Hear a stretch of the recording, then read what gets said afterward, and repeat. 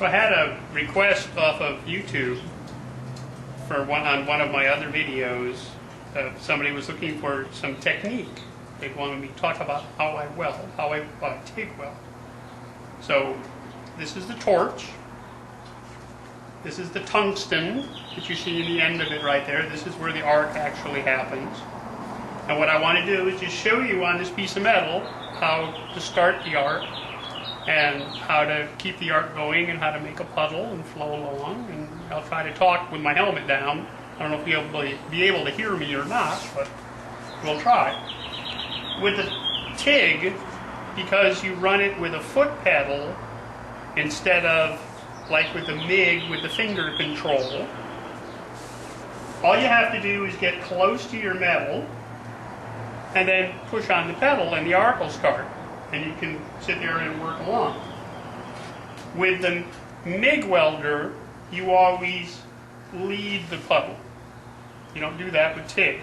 With TIG, you push the puddle, or you lead the puddle along this way. You kind of push it along.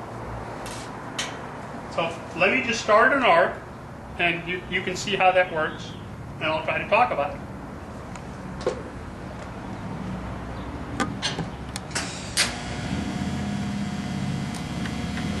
You can see right there that I don't really have a lot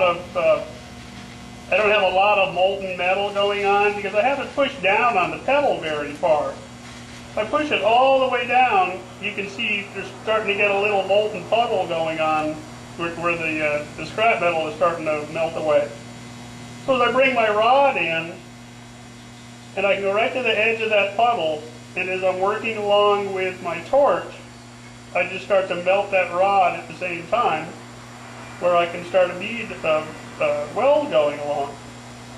It's a very slow process compared to MIG welding. It takes a little bit of hand-eye coordination, and you just have to remember, slow down. Just go easy, just work along. And then just lift up on the pedal, and the arc goes away. So let me get another piece of scrap, and I'll weld the two of them together, and you can see how I would do that. Hang on, I'll be right back.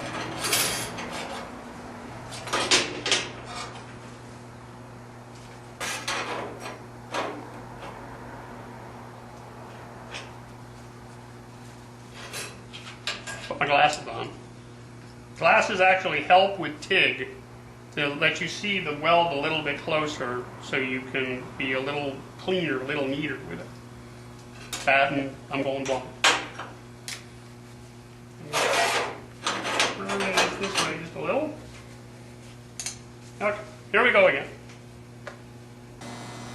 So I start the arc, and you can see both pieces of metal starting to get molten. So I'll go in and add a little filler rod to it. And now I've got a weld going. So you just have to keep the molten puddle moving along. Try not to burn through. And just keep adding your filler rod to it. Working back and forth, trying to keep the heat even on both pieces.